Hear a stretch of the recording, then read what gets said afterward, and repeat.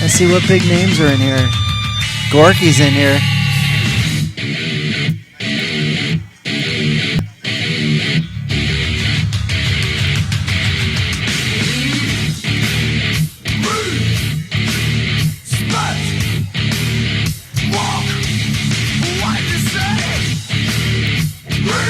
Yeah, you don't want to. Too many people. Oh, here we go. My bad.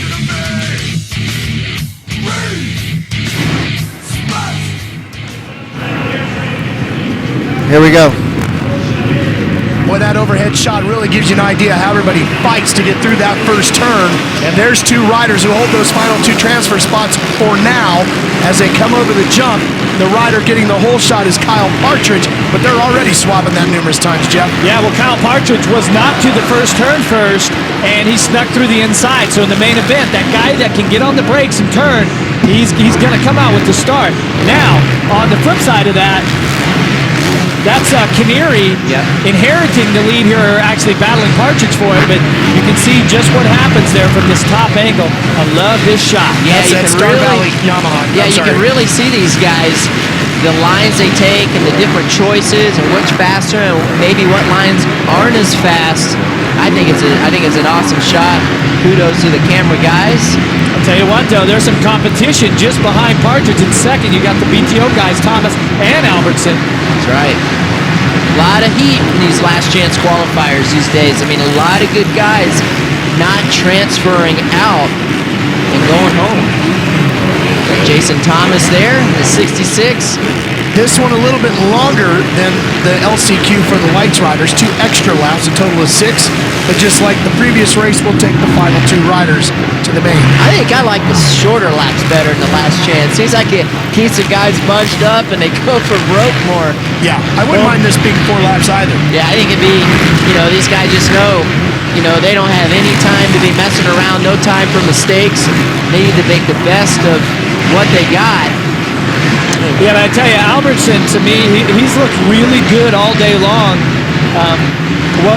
Didn't get a chance to see in that qualifier why he didn't make it, but he's in 4th right now, so he's got to make something happen. And unfortunately, he has his teammate, the guy that you get dressed next to, the guy that you trade tips on the track, that you're testing with, practicing with all the time. So Thomas is riding a great race here, but I'm telling you, if it comes down to needing the positions, this is a tough situation because these guys are battling each other, and then they got to go back to the hauler afterwards. So if they start trading paint, it's the same color, but they got to go to the same place and deal with it. Yep. Thomas leaves the door open right there. Albertson needed to get that inside line. No reason for a lot of rub and pain here, just because this is not for the transfer position. So by riding aggressive in this spot, it really doesn't do any of them any good. It slows them down. They lose more contact from Partridge, and you don't want that. Canary doing a nice job, just about 2 seconds in front of Partridge. Here's Thomas and Albertson battling back here. Thomas on his BTOsports.com, number 66. Albertson right there on the matching machine. See right there, Albertson makes a mistake. He's in between going over that single and going down the back, or actually doubling into the sand there. Makes just horrible sand section there and lost all kinds of time. Ricky, as this one tends to settle out, getting ready now for the main event, how do you think the track is holding tonight? Now, the folks at Dirtworks will come out, do a little track prep in between this last race and the main events, getting ready to get started, but all in all, how's it hanging in there? Yeah, I think it's hanging in there pretty good. This track is going to get very difficult in the main events, as all the tracks do, just for the fact that you can see it'll start getting rut up. When we had the GoPro, when we showed you guys GoPro onboard camera footage, how rutted it was in the last time practice, that's how it will be in the main event. So it's going to be very, very challenging. You see right now it's not too bad.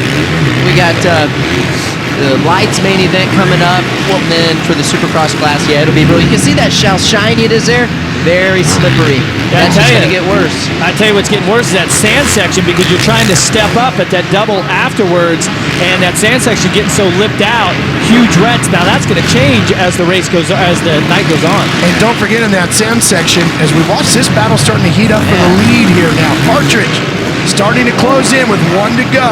AP's all over him. Yeah, but you can tell right there he checked up. He didn't go for any sort of block pass. He was really close to the 81 here. And you can see he's very content with taking second right now. He knows, take a look over his shoulder, realize where third's at. Second is as good as the first, because really the only objective here is to get into the main event. If you qualify out of here, you're stuck on the outside anyway. Like you say, they're battling for a gate position. I think when you get the 19th and 20th pick, it really doesn't matter at that point. So smart ride by these guys. Partridge rides for Kerry Hart. Oh, one rider down. Oh, that is Jason that's Thomas. JT Money. Yeah. And he went down hard last week also in Dallas in the sand section. Goes down in the sand section again. And he's from Florida, a sand guy. Checkered flag falls. Canary is in, and Partridge will take Kerry Hart's Dodge Siquin-backed machine on to the main. Let's see what happened to Thomas. They see him there. First Suzuki coming through. Yeah, he was third right here. This is that section I was just talking about, how that little kicker at the end of the sand before that double, he got off rhythm right there, tried to hop over the single that's over here. That's right, that rut kind of hooked him and pulled him to the left a little bit. Plenty of races left to go this season. Let's show you our AMSOIL schedule of upcoming events. We're going on to St. Louis. Then we're going to shake things up a little bit. You'll see it here on Speed Live from Daytona.